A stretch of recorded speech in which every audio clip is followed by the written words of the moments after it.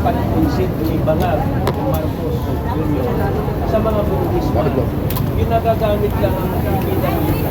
Why PWD? Kasi siya ang sangkalan. Pero ang mastermind dito sa mga at ang mga burisma. Ngayon, kahit na-twist na naman, iskay na naman ang inflation nila. Ngayon, mayroon na naman na boobs nila. Ano yung mga boobs nila? Pinunta nila sa Senado si Kiko Soto. Alam natin yung mga boobs nila, mga harakas ang pananalita nila, mga boobs nila. Ngayon, si Kiko Soto, pinapanatang na yung mga Biskaya. Dapat, ang panatang natin, from the top at saka sa baba. Tama. Si Bangag muna ang panatan. Tama. Pa-impit sana si Bangag na magnanakaw yan tulisan. Yan lang po. Maraming salamat. Sana may bigyan niyo ako ng pagkakataon para magsalita mamaya. Thank you so much. Takibon! Oh! Lakas nyo! Si Abante ba ako takibon? Oh! Okay, mga kasama, gaya ng ating sinabi kanina, wala pong leader dito, walang asosasyon. Tayo pumunta rito on our own. Sariling gasto, sariling pamamat. Volunteer. Bakit natin ginagawa ito?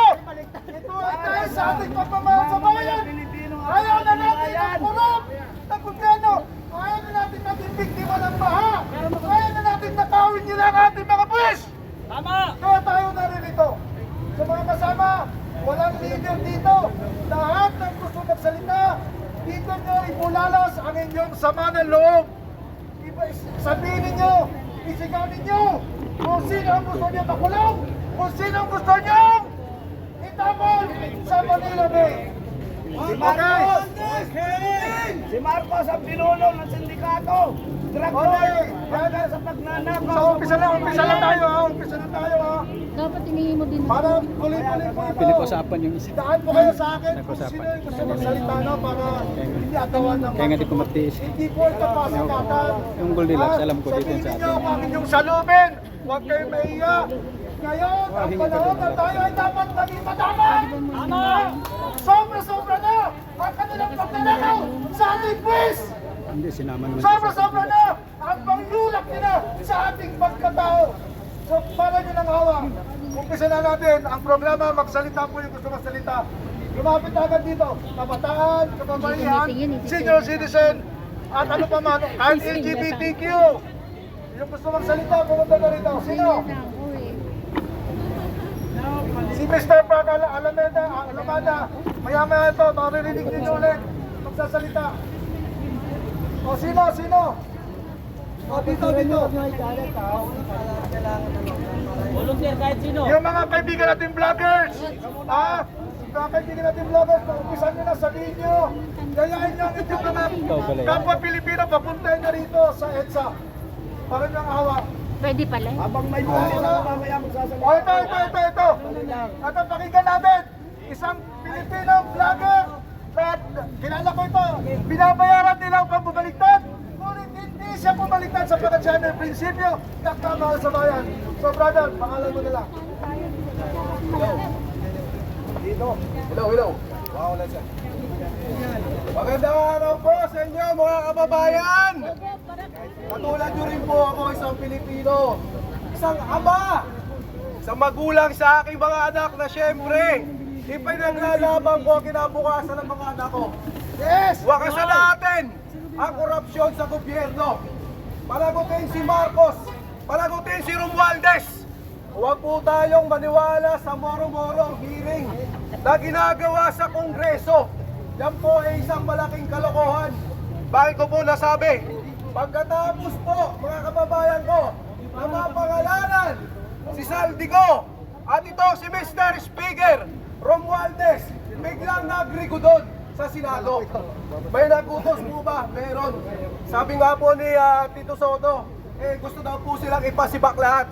So ibig sabihin, hindi po seryoso at hindi po totoo na si Bongbong Marcos, mga kababayan ko, ang nagabulgar ng blood control. Dahil nung isang taon, kung hindi ako nagkakamali, mga galutin din yun. Hinahanap natin kay Mr. President yung 5,500 na blood control. Dito rin sa pwesto na to, subalit, nung nabulgar na mga ghost project pala, yung mga flood control na yan, naglabas po ng mga kontraktor. Yung po ang gusto nilang panagutin, gustong itakas. Itong si Saldico at itong si Romualdez. Yan po talaga ang may kasalanan dahil si Mr. Speaker ang may hawak ng budget ng Pilipinas. At si Go. Sila Oo. ang nag-insertion, naglalagay ng insertion sa budget. Sa mga tuwid, silang dalawa. Dapat po nating palagutin. Ganun din ang mga kongresista na kasabwat nila.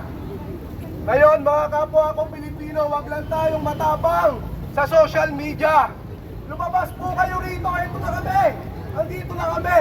Sa dati nating pwesto ng 1 taon. Naalala nyo marami na doon. Lalo na ngayon, na nilalabanan natin ay ang korupsyon, ang pagnanakaw ng mga politiko sa gobyerno. Tutulan natin, wakasan natin, panagutin ang dapat panagot. Yan ay walang iba kundi si Romualdez, si Saldico, at si Mr. President Bongbong At si Marcos. Lisa Marcos. Birthday mo pala ngayon, Bongbong Marcos. Yan niya yung mismo. Ang pinakamagandang birthday ay maibibigay mo sa mga kababayan nating Pilipino Ay, mag-resign ka bumaba na. ka na sa pwesto. The ultimate sacrifice, bumaba ka dyan. Meron namang papalit sa'yo na siguradong uunahin yung kapakanan ng mga kababayan nating Pilipino. Pero hindi basta-basta bababa ka lang. Kailangan panagutan mo ang ginawa mo sa mga kababayan nating Pilipino. Nang maupo ka dyan, sabi mo, itutuloy mo yung mga nasimula nung nakarang administrasyon. Pero puro pagnanakaw sa kabalambayan ang ginawa nyo. Kaya mga kababayan, muli ako nananawagan sa inyo.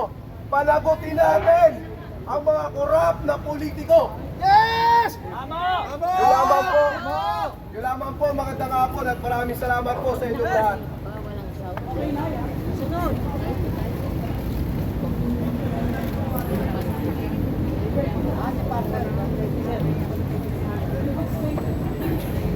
Eh, punta ka dito. Marami ditong Goldilocks. Okay, maraming salamat kapatid. Bago natin pakinggan ang susunod na magsasalita na manggagaling sa kabataan, ay dapat natin pasalamatan ang isang unknown sponsor o ayaw magpakilala na sponsor na nag-sponsor, nag-donate ng boxes of Si Goldilocks! Attorney Victor. Palakpakan naman natin! 25 boxes of Goldilocks! Ikaw din naman, thank you!